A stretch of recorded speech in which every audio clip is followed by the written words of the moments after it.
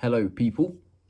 So today I'm just going to actually introduce myself a little bit more and talk about my sort of fitness journey. Not go into too much detail as I want to do sort of a 60 kg to 85 or 106 when I was at peaking, like journey video anyway. More detail about my training. However, this is just going to be a very general where I started, where I'm going, why bodybuilding basically. So I'll try and keep it fairly short and sweet, and I'll try and do some of those sick edits where I'm like, picture of me doing this, picture of me doing that, and just, keep it entertaining. So sit back, relax, and enjoy the tale. So if you do see it off my blue light blockers, I do have my laptop open here, and I have tried to plan out this video a little bit more, as that day of eating one was just sort of like rah.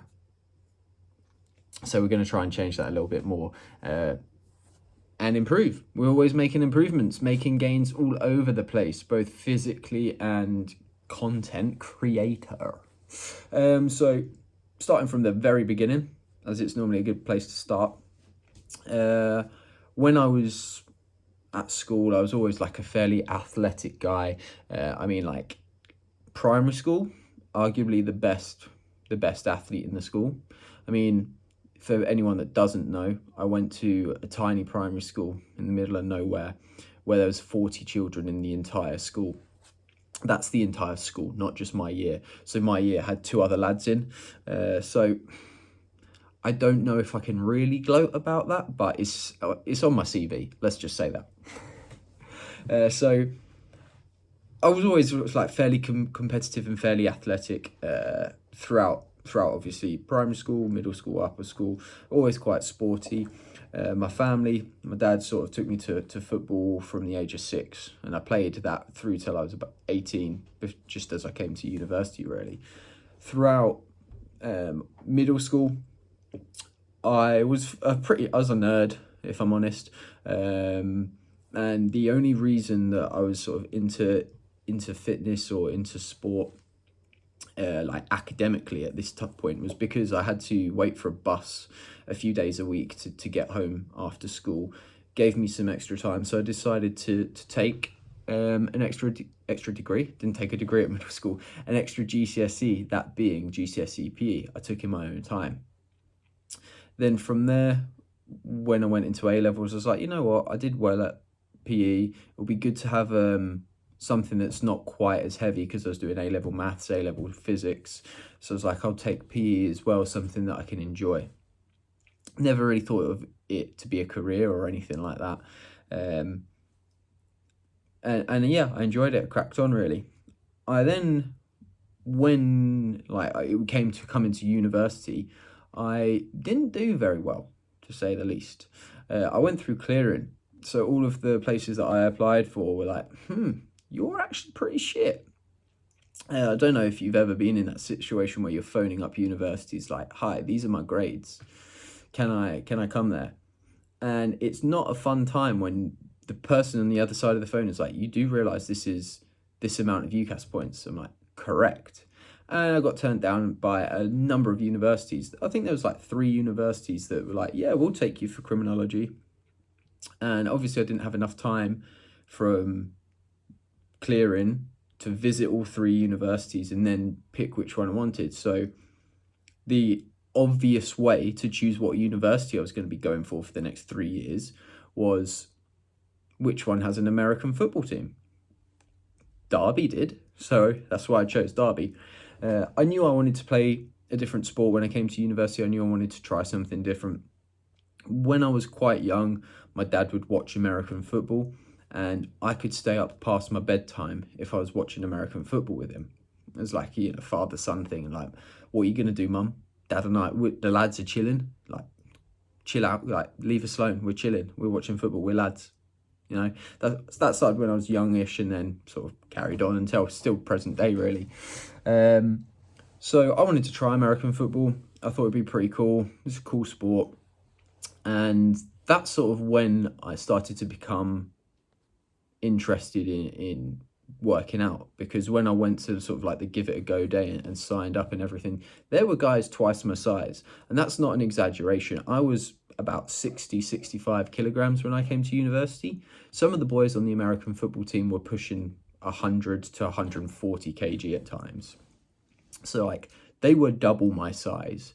I was fast, I was athletic, but I was getting thrown around. So wanted to start going to the gym, wanted to start working out. A few of the lads on the team took me under their wing. I'm forever grateful for that. As well as the head coach at the time was like, you're pretty good, Dan, you're doing all right. However, the obvious, you are undersized. So he put me onto the strength and conditioning program. I didn't even know what S&C was, what strength and conditioning was, but I was like, yeah, cool. When I set my mind to something, I was pretty dedicated. So they knew that they could ask me to get to the gym at 6 a.m. and I'd be there just see what the crack is. I was like, yeah, this is pretty cool. I'm enjoying this. And at this time I was studying criminology. Wasn't overly enjoying it.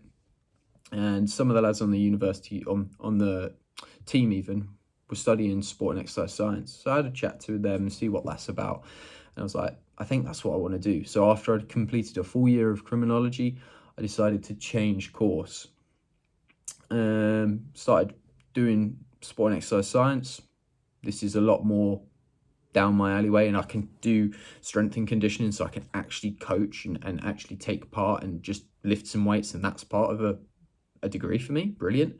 And then I was always sort of, like I say, maths and physics, and I can study biomechanics and the forces of the body, and I can do that and enjoy it as well. So it was the right decision, a big decision, but the right decision. And then that summer, so this will be up to 2015, I got my level 2 gym qualification. You don't really learn a lot in that, but it allows you to get insured so you can work in gyms. And I've worked in gyms ever since that whole time. Playing American football throughout this period, I also got into Olympic weightlifting and alongside a couple others set up the Olympic weightlifting club at university. And the picture that I put up for this, you'll see I actually do have my wrist in like a cast, and I did break my wrist playing American football in 2016, and it was early on in the season. So me being me, like, I'm not going to miss a season for a little broken wrist. I just carried on playing, and that's where this photo, I'm pausing for dramatic effect so you can have a look. This is probably my most liked photo, and not because it's a good, well, it is a good photo, but because I've posted it about 20 times because I personally love it. So you can see there, going on a little bit of a diversion here, it's a good story. I'd take the splint off to play American football, and I'd put like a tailbone pad and like wrap the crap out of it, play the game, and then put it back on afterwards. Which my mum thought was a great idea, and she was really happy that I'd decided to carry on playing the sport with like a fractured wrist. And now to this day, that's why I can't bend this wrist. But you live and you learn, and arguably I'd probably do it again looking back at it. Then later that season, playing American football, at this stage I'm on the starting team, I'm doing well, I'm going to the gym most days now. I was unfortunate enough to injure my knee. Had an ACL tear. At this time, I didn't know what an ACL even was. I wasn't that far into the course. I wasn't aware of it, hadn't heard of it. Something went pop when I was playing, but I was like, I'll carry on playing it and just hope it gets better. That was always my mindset, really. It didn't get better. So this was in, let me have a look here, April 2016. In August 2016, I had to have a surgery for it, about a 9-month recovery, and then I was back on and playing again. And then in June 2017, I did the same, just to my other knee. So again, this is an ACL tear. 9-month recovery period again. Throughout this period, I just did as much as I could. I still went to the gym sort of like 4 or 5 times a week doing upper body only stuff, or a lot of rehab and a lot of prehab. There's a bit of a kick in the teeth, and the saying lightning doesn't strike in two places. Lightning doesn't strike the same place twice. There's a saying there somewhere, and anyway, I proved it wrong. But research, I did have a look at it, and research does sort of tend to say that if you've ruptured one ACL, the contralateral, so the other side, is at a greater risk of rupture, of injury as well. So it happens. Luckily enough, I still had a good support group around me and was able to head down, get through the rehab, train, and I was back to playing again.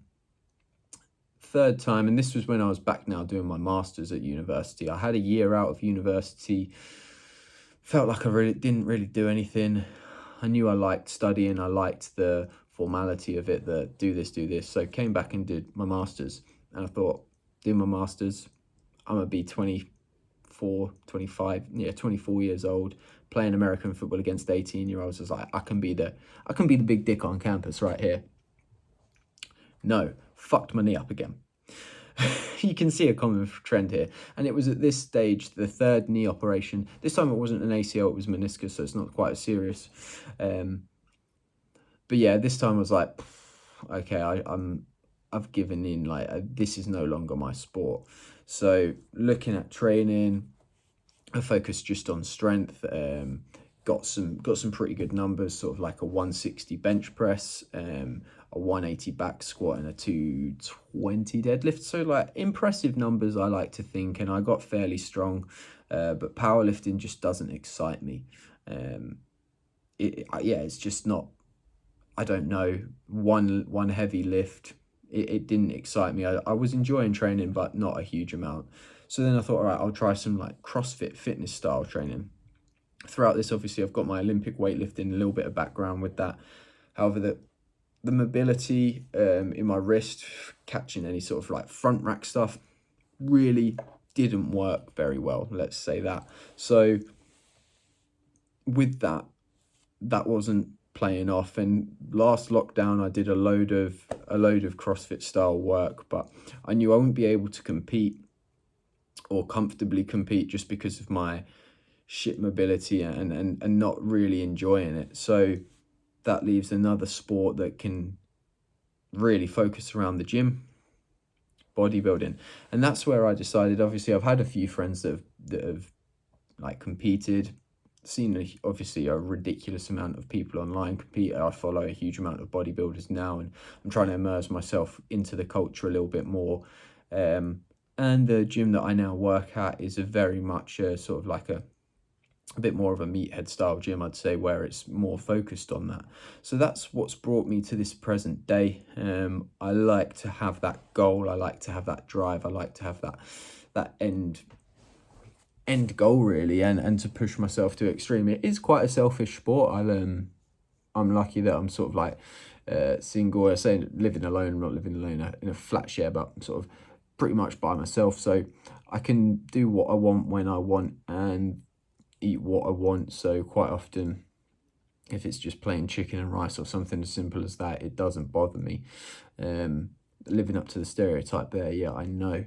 So I think that's the main journey. I've cut a lot of things out. It is a huge journey, but I don't want this to become too long. I'll probably put some pause and put some videos, some pictures or what up as I go through, but that's the main thing. That's how I've ended up here, from starting as soccer, a 6-year-old soccer player, moving to Olympic weightlifting and American football, and finishing off here till we get shredded. I think that's everything. Any questions or queries? I'd like to do a more in detail one about sort of my training, how I went from a 60 kg guy to at the peak 106 kg. So sort of my approach to that and how I made some sick gains, bro. And we'll talk more about that then. As always, peace and love. If you do want to subscribe, like, comment, and share, you'll be my best friend, potentially.